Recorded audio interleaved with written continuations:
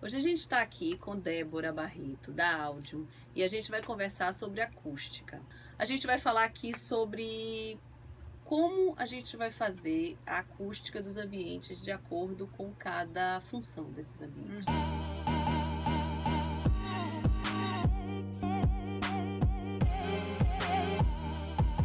E primeiro, peraí, antes da gente começar a falar da parte técnica, qual profissional que faz um projeto de acústica, né? Precisa de uma especialização.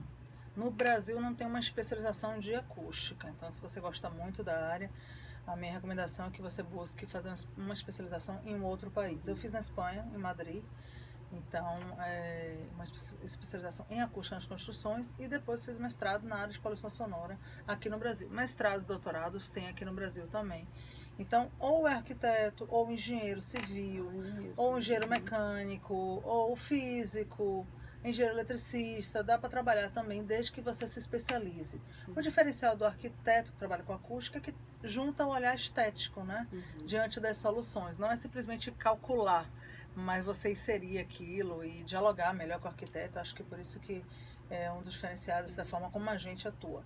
Mas tem que gostar de cálculo, tem que gostar de física, matemática. Boa notícia é essa. Simulações acústicas, planilhas, então é uma área muito técnica, acredito que por isso tem poucos arquitetos que trabalham na área. É verdade. É mais por conta disso. Mas você falou uma coisa interessante, eu acho que o arquiteto, na verdade, não só estética, mas tem uma visão geral do projeto. Porque para a gente chegar no final de um curso de arquitetura, a gente tem que conhecer um pouquinho de cada coisa.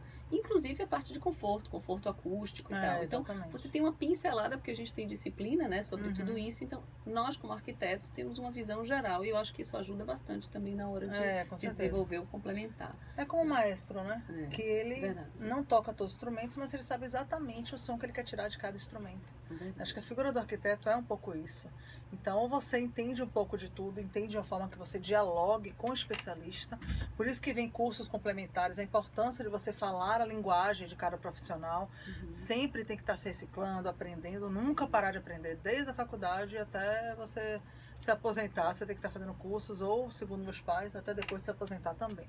Então a gente nunca pode parar de aprender, essa é a ideia. Não, é verdade, porque inclusive aparece muita coisa nova, né, no mercado. Sempre. Muito produto novo, inclusive. Semana passada eu fui para uma feira de São Paulo, revesti de arquitetura. Vou para a FEICOM, então um monte de novidade. Olha que eu estou sempre me atualizando. É verdade, mas a cada vez que você vai, você abre sua mente, tem que estar presente. Tem que estar presente.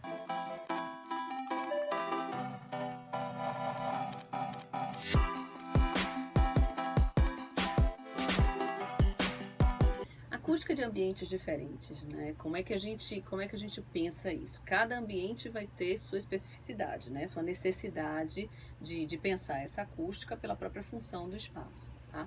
Então dá uma dica aí pra gente como é que melhora, por exemplo, você faz um projeto de uma sala de aula, né? Então como é que a sala de aula pode ser melhorada tanto na condição do professor como na condição do aluno, quando a gente envolve acústica nisso? Tá, claro, antes de tudo entender que é essencial o conforto acústico em sala de aula, tá? Não é supérfluo, é fundamental pelo próprio uso do ensino, aprendizagem, que é fundamental em sala de aula. Então, assim, para o aluno, a reverberação tem que ser reduzida para que ele entenda com clareza o que está sendo falado. Então, se a sala é muito reverberante, o aluno vai ter mais dificuldade em entender o que o professor está falando. Em outras palavras, ele vai precisar se esforçar para entender. E isso cansa mentalmente. O que isso acarreta como consequência? A dispersão. Então, a falta de atenção. Criança mais ainda, mas também adulto. Então, para o aluno é fundamental para que ele entenda sem fazer esforço, para que naturalmente aquele conteúdo chegue até ele. E para o professor, que ele não fique se esforçando para se comunicar e passe a adquirir a curto e longo prazo, médio e longo prazo, o problema nas cordas vocais. Então vamos só entender que muitas escolas resolvem o problema comprando microfone para o professor. E o microfone resolve o problema do professor. E foi muito pertinente você perguntar sobre o olhar desses dois entes, né, envolvidos em uma escola, uma sala de aula, porque o professor ele para de gritar com o uso do microfone, mas o aluno não passou a entender bem porque o professor está falando com o microfone. Às vezes até piora. Exatamente. Então, o que é um material apropriado para a sala de aula? é aquele material que tem um alto coeficiente de absorção nas frequências da voz humana, que são 500 e 1000 Hz. Então não adianta escolher um material absorvente acústico que ele não está focado naquele tipo de atividade. Se é uma sala de aula de música, tem que ter uma diversidade de materiais maior. Mas se é uma sala de aula onde a transmissão da mensagem pela voz falada é o objetivo principal, às vezes você consegue resolver muito bem com a especificação de um forro absorvente acústico. Mas é importante também, Mila, que não seja todo forro absorvente, tá? Parte do forro tem que ser reflexivo. Sim, reflexivo. O que é reflexivo? Pode ser a laje aparente, pode ser o gesso pintado, qualquer material que reflita o som para quem está sentado mais distante. Então, quando a gente fala de estudo de acústica em sala de aula, é escolher o material e localizar bem esse material absorvente para que a voz do professor seja amplificada. Então, isso é importante também. É mesmo. A gente que dá aula percebe muito isso, né? Então, não adianta fazer tudo, vou botar absorvente porque resolve o problema da sala. Aí sua voz morre. Aí a voz exatamente, ela é reduzida e o aluno não consegue né, ouvir. Outra situação é quando a gente tem em sala de aula lajes aparentes, às vezes lajes nervuradas, e que faz uma loucura, você não sabe de onde está vindo o som, faz sabe, ricocheteia, eu acho, né? Em tudo quanto é lado, em todos os lados, e a gente não entende, nem o professor lá na frente sabe de onde o aluno está perguntando. Então eu acho que isso é o que você falou bem falado aí, que não só fazer o cálculo e tal da acústica, mas localizar isso da forma correta, porque o som não pode ser só absorvido, porque senão o professor tem que falar cada vez mais alto e o aluno não consegue ouvir. Cada vez, né? Resolve o problema e cria outro problema, né? E laje nervurada tem uma solução bem interessante, que você pode instalar entre as nervuras o material absorvente, na vertical. De repente, seu conceito estético seja laje nervurada, não quer dizer que quando eu falo forro, quer dizer que você tem que esconder. Você pode ter material absorvente instalado entre as nervuras, pode ser um BEFA, pode ser um cubo.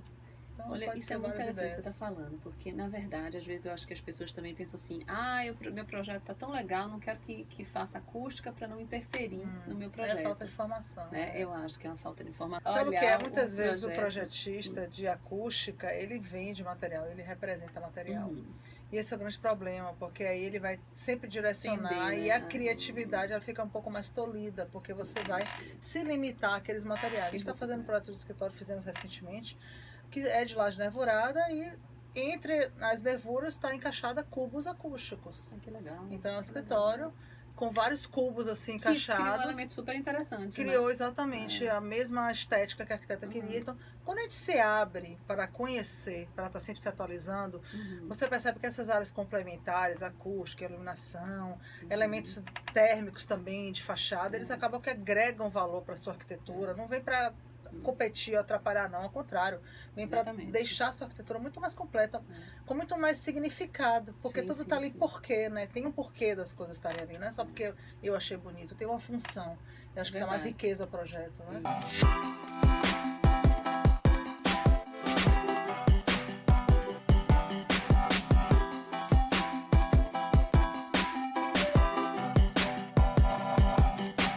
Se você gostou desse vídeo, dá um like, se inscreve no canal, segue a gente, recomenda, porque sempre vai ter um monte de coisa legal para vocês. E se quiser, bota uma pergunta aí que a gente vai respondendo e esclarecendo qualquer dúvida que vocês tenham.